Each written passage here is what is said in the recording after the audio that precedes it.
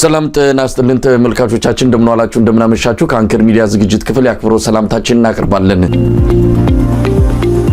ኢትዮጵያ በተለያዩ አካባቢዎች ህዝባዊ እንቢተኝነት መቀስቀሱ ይታወቃል። ጉዳያቸው የተለያየ ቢሆንም እነዚህ ህዝባዊ እንቢተኝነቶች ምናልባት በዚሁ ተጠናክረው ከቀጠሉ ሀገራዊ በሆነ አጀንዳ ተሰባስበው ነገም ከነጎዲያ የአብይ አህመድ አገዛዝን በህዝባዊ እንቢተኝነት ለማስወገድ የሚያስችል ጠንከር ያለ የህዝብ ድምጽ መምጣቱ የሚጠበቅ ነው። እንግዲህ እዚህ መዛም ያለው ነገር አሰባስበው ወደ አንድ ሀገራዊ አጀንዳ የሚቀይር እንደዚሁ አንድ አካል ያስፈልጋል። እዚህ ላይ መረባረብ ግድ የሚልበት ወቅት ላይ የተደረስን ይመስላል። ገለታ ውስጥ አንዳንድ መረጃዎችን እያነሳን እንቀጥላለን። ሰሞኑን የኢትዮጵያን መነጋገሪያ የሆነችው የ19 ዓመቷ የፋኖ ታጋይ በአለም ዋሴ የተገደለችበት ሁኔታ አጠቃላይ በአገዛዙ እስከዛሬ ድረስ ሲፈጸሙ ከነበሩ ግፎች ጋር ተያይዞ በሰፊው እየተነሳ ይገኛል።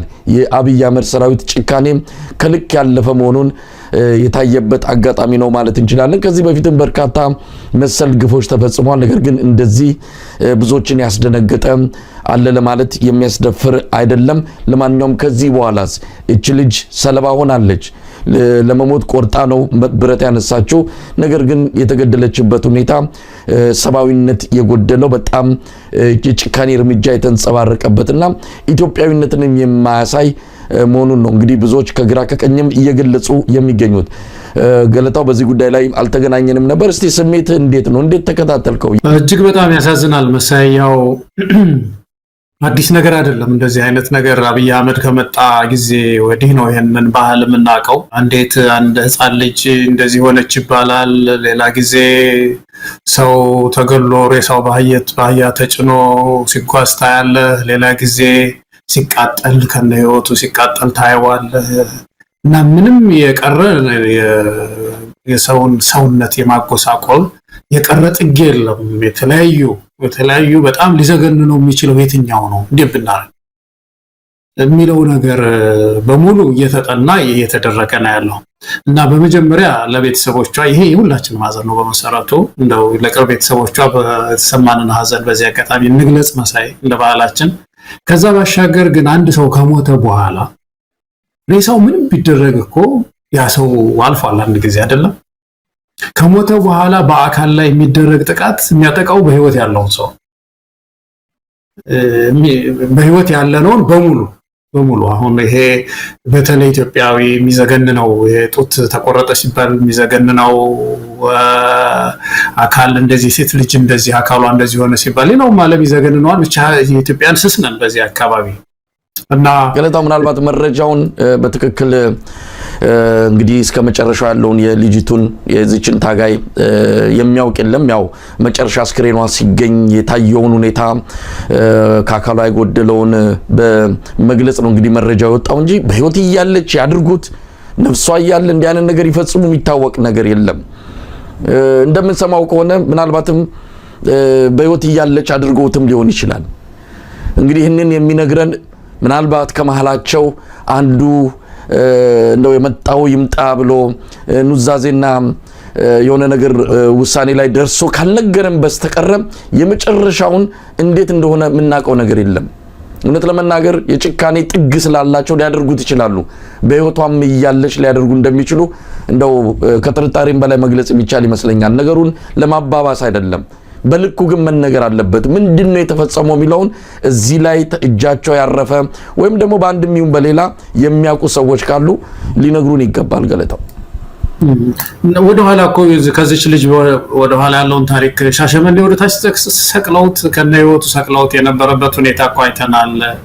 ሰው በህይወትም እያለ እንግዲህ ከሞተም በኋላ ብቻ በአካል ላይ የሚደረግ ይሄ ግፍ ያንን ገዳይ ብቻ ታሳቢ ያደረገ አይደለም።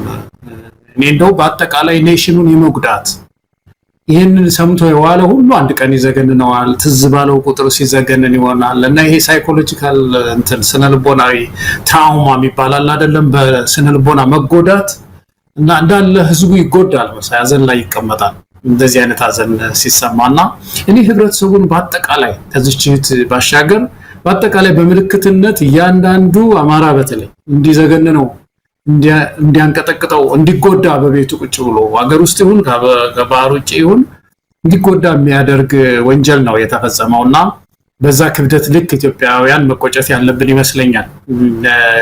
ለልጅቷ ለእህታችን ፍትህ፣ ለቤተሰቦቿ ማገዝ፣ እርዳታ ባህላችን እንዳለ ሆኖ ግን ከዛ ባሻገር ግን መልእክት አለው መሳይ፣ ትልቅ መልእክት አለው። ይህ ትልቅ መልእክት በማንነት ላይ የሚደረግ ጥቃት ሲመጣ ማንነት ኮሚናል ነው ማለትም ምንድነው የጋራ ነው ያቺ እዛች ልጅ ብቻ አይደለም ማራነትን ነው እየተጠቃ ያለውና በዛ ልክ ነው ማየት ያለብን። መቆጨት ከዚህ ስርዓት ተገላግለን እንደው ያቺን ኢትዮጵያን መሳይ በተለይ በሰላሟ ማለት ሰላም የምትተነፍስን ኢትዮጵያ የመመለስ ትግል ለማድረግ ከመቼውም ጊዜ በላይ ባጭር መታጠቅ ያለበት ነው የሚመስለኝ ህዝቡ፣ ወጣቱ መሳይ። እንደው ምን መደረግ አለበት? ይሄን ጉዳይ ወደ ዓለም አቀፍ የጦር ወንጀሎች መውሰድ የሚቻልበት እድል እንዳለ የህግ ባለሙያዎች እየገለጹ ነው ያሉት። ይሄንን በደንብ ሰንዶ የደረሰውን አጠቃላይ ሁኔታ እንግዲህ የቀብር ስነ ስርዓቷ እንደተፈጸመ እየተሰማ ነው ያለው። ሶስተኛ ወገን ገብቶ ምናልባት ምርመራም ተደርጎ ይህንን የፈጸሙ ትዕዛዝ የሰጡ የአካባቢ ባለስልጣናት ካሉ፣ ወታደራዊ አመራሮች ካሉ ማንም ይሁን ለፍርድ የሚቀርቡበት ስርዓቱ በዚህ ተጠያቂ እንዲሆን ማድረግ የሚገባ ይመስለኛል። የአንድ ሰሞን ወሬ ሆኖ መቅረት የለበትም። አንድ ሰሞን እንቆጣለን፣ እንጮሃለን፣ ከዛ በኋላ ነገሩ ይበርድና በሌላ አጀንዳ ደግሞ እንጠመዳለን። እቺ ልጅ ልትረሳ ትችላለች። ነገር ግን ይሄ ግፍ ብዙ ምልክቶችን ያሳየናል። ይሄ እንደ አንድ ማንቂያ ደውል ለአማራ ህዝብም ለሌላውም የኢትዮጵያ ህዝብ መሆን ያለበት ይመስለኛል። አገዛዙ ምንም ርራይ የሌለው እንደሆነ ከምንም በላይ ማሳያው ይሄ ነው። እንደው እስካሁንም ባለው ሁኔታ ወጥቶ እንኳን መግለጫ መስጠት አልቻለም።